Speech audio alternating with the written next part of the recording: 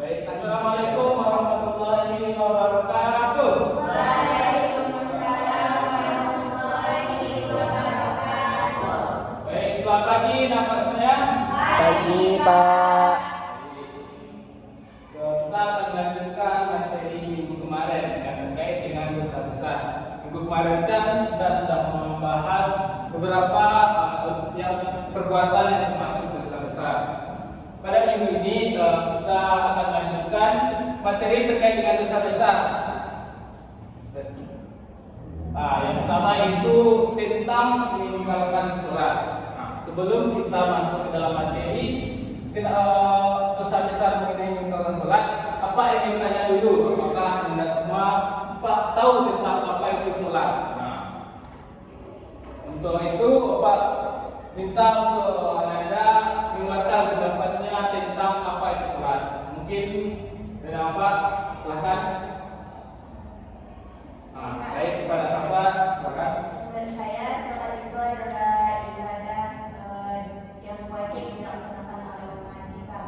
Bagus, Bapak berikan aplaus untuk Bapak. Baik, selanjutnya masih ada pada baik kepada Anda. Menurut saya itu sholat itu dilakukan paling sehari bentuk kita beriman kepada Allah dan juga bentuk rasa syukur kita kepada Allah. Baik, berikan aplaus.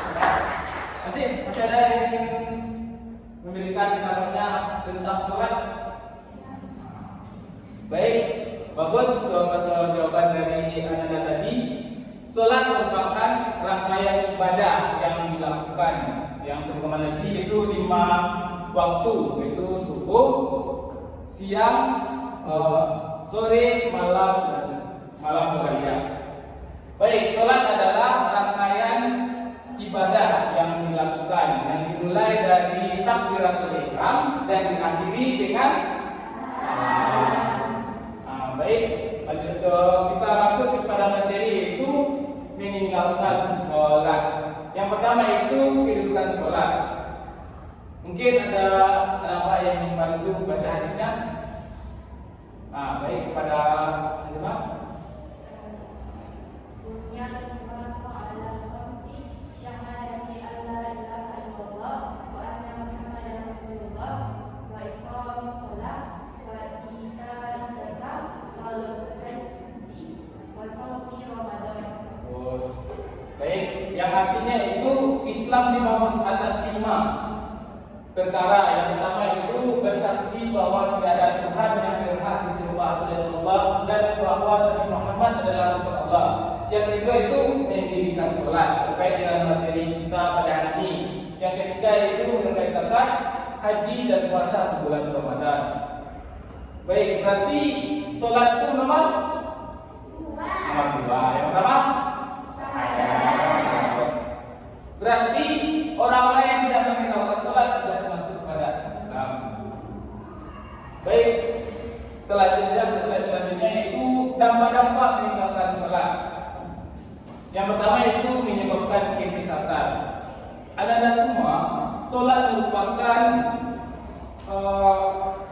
komunikasi kita terhadap Allah SWT, di mana sholat itu menjadi tempat kita berkomunikasi dan mendekatkan diri kepada Allah. Orang yang tidak melakukan sholat akan mendapatkan kesesatan sesuai dengan firman Allah Quran surah ayat 59. Boleh dibantu Anda pada ayat apa silakan.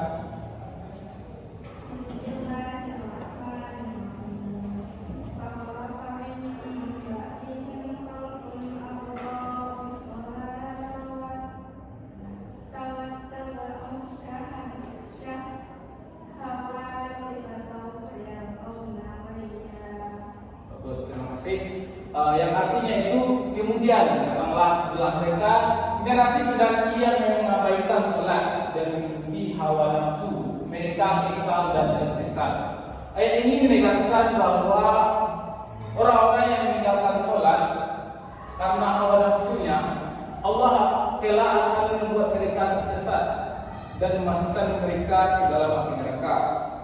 Mungkin lanjut selanjutnya. Yang kedua itu dampak meninggalkan sholat dihukumi sebagai orang yang mendapat kecelakaan. sesuai dengan surah Al-Ma'un ayat 4 sampai 5. Mungkin surat ini sudah hafal semua Anda ya. Silakan kepada saudari Hana boleh membacakan Anda.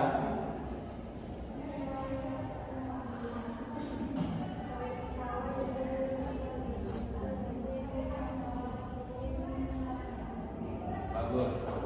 Baik, artinya itu celakalah bagi orang yang melaksanakan sholat. Orang yang melaksanakan sholat saja Anda sudah celaka. Yaitu apa? Pada selanjutnya itu orang-orang yang lalai dalam sholatnya. Maksudnya lalai ini yaitu mereka lebih mengutamakan pekerjaan dunia dulu daripada sholatnya.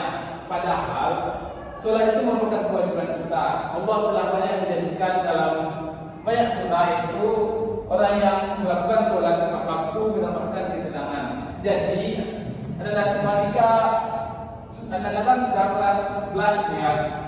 Jadi sudah wajiblah untuk melaksanakan sholat. Tidak harus lagi disuruh orang tua, disuruh oleh teman. Mulai sekarang ini anda harus menanamkan bahwa sholat itu merupakan kewajiban dan tanggung jawab kita sendiri terhadap diri sendiri. Oke, selanjutnya yang terakhir itu diancam masuk neraka. Terdapat dalam Al-Quran surah Al-Nasir ayat 14 sampai 23. Mungkin Anda ini mulai membaca Pak.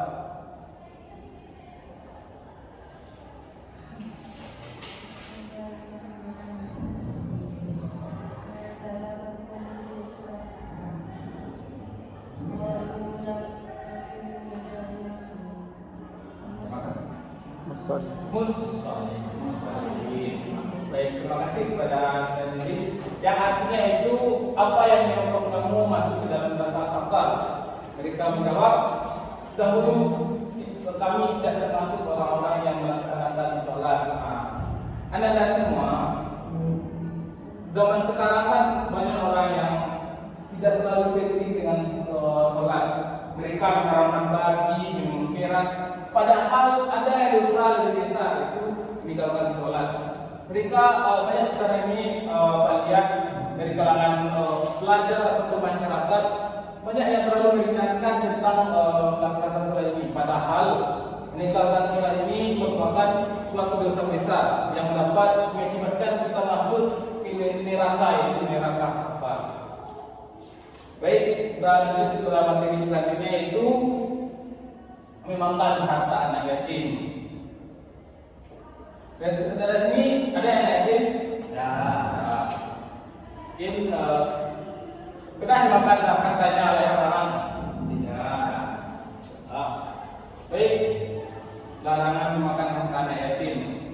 Maksudnya sini itu harta anak yatim dengan batil. Tahu batil Anda? Bukan maksudnya itu ada harta yatim kita makan, bukan. Maksudnya batil di sini itu itu kan harta anak yatim.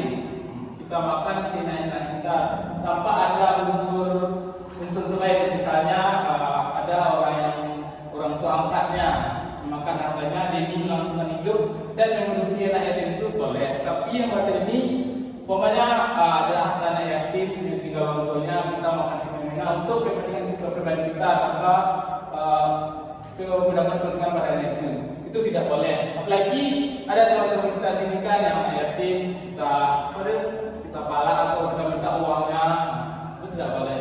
Itu termasuk dosa besar.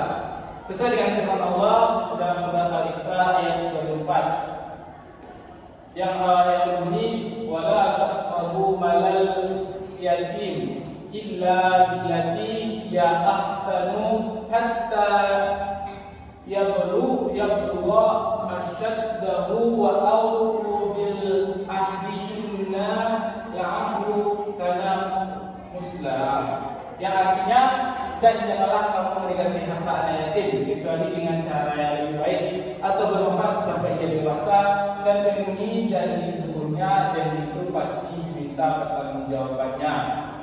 Sesuai yang Bapak bilang tadi, yang lebih bermanfaat. Umpamanya kita merawat anak yatim itu untuk menghidupi kita dan anak itu Tapi kita makan yatim itu untuk kepentingan pemerintah tidak boleh. Baik, paham anak? Paham. Kita masuk kepada dampak-dampak makan harta anak yatim.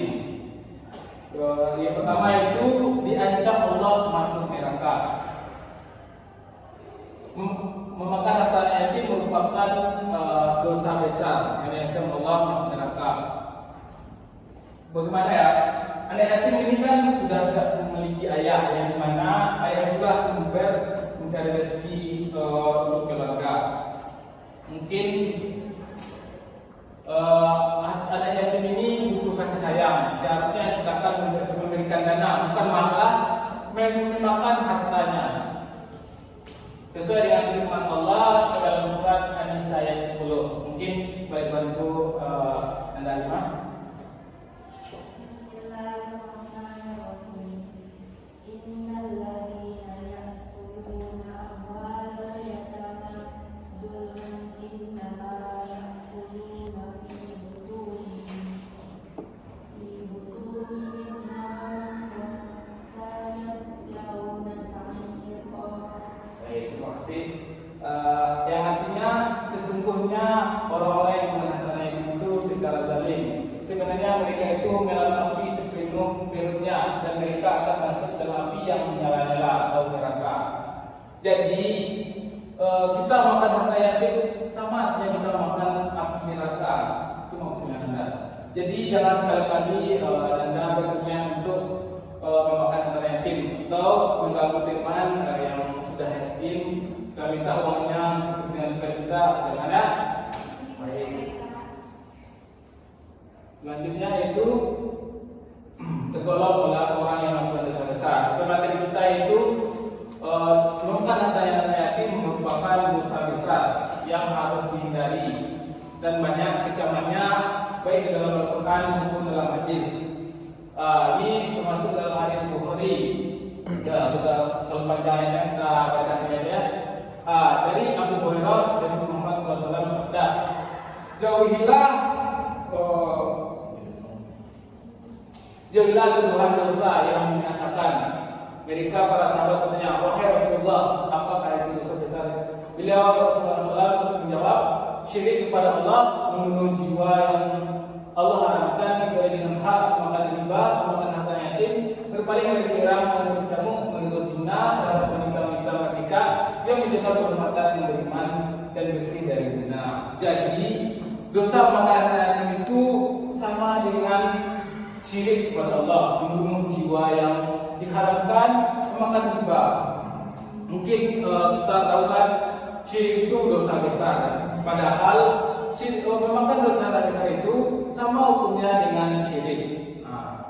Jadi hati-hati bagi Anda yang memiliki teman yatim yang sering Anda makan hartanya. Lanjut pada selanjutnya, korupsi. Di sini ada tahu korupsi. Mungkin Anda sudah tidak apalagi dengan kata korupsi ini. Mungkin ayahnya orang tua yang memberitakan ada korupsi ya. Mungkin ada yang bisa menjelaskan apa itu korupsi? Pendapatnya saja. Berbeda.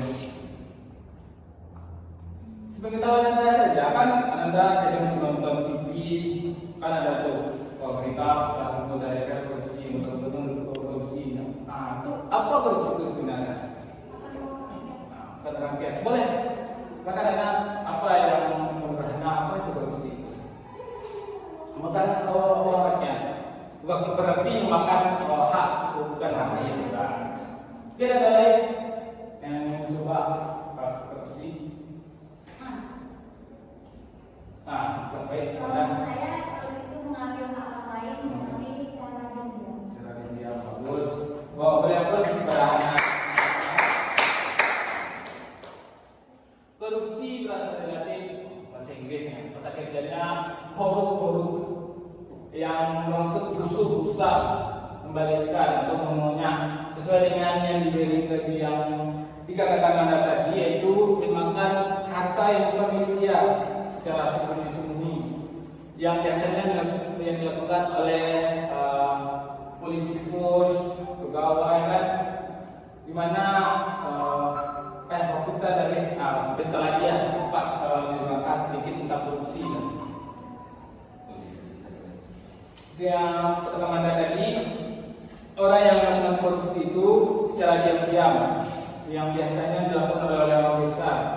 Umpamanya kan kepala sekolah, kita ambil contoh kira-kira kepala sekolah kan. Umpamanya kan dana bos sekitar sekian, umpamanya 50 juta lah. Baru diambilnya keuntungan dari 20 juta, berarti salurnya kepada sekolah kita sekitar 30 juta. Kan termasuk kepada korupsi. Yang dimana itu kan kehadian. Mungkin teman-teman ada semua pernah korupsi. Mungkin kan ada uang pas berlebihan mungkin. Pas teman-teman, jangan kalau saya bahayanya korupsi. Kita baca singkat saja karena waktu kita sudah habis juga. Itu menyebabkan kehinaan dan siksaan api neraka, menyiksa masyarakat rakyat atau anggota-anggota bawahnya yang memiliki hak atas dana tersebut. Yang selanjutnya doa tidak dikabulkan. Selanjutnya poin batas korupsi banyak, ada 3 strategi, yaitu pertama preventif, itu mencegah agar tidak menjadi masalah korupsi dan korupsi. Yang kedua strategi deduktif, untuk membuat sistem deteksi siapa-siapa saja yang tergolong pada korupsi. Yang terakhir itu strategi represif, itu dengan tujuan untuk memberikan sanksi hukum kepada pelanggar hukum. Baik, karena waktu kita sudah habis, mungkin materi tentang korupsi ini bisa Pak jelaskan pada minggu selanjutnya, ataupun Bapak kirim nanti materinya di grup, Anda bisa membacanya di rumah. Mungkin karena waktu kita sudah habis, untuk lebih lanjutnya minggu besok Bapak akan mengadakan kuis tentang dosa-dosa besar ini. Dan materi-materi sebelum sholat tadi Bapak juga akan lupa. Karena waktu sudah habis, Pak akhir saja. Assalamualaikum warahmatullahi wabarakatuh. Waalaikumsalam warahmatullahi wabarakatuh.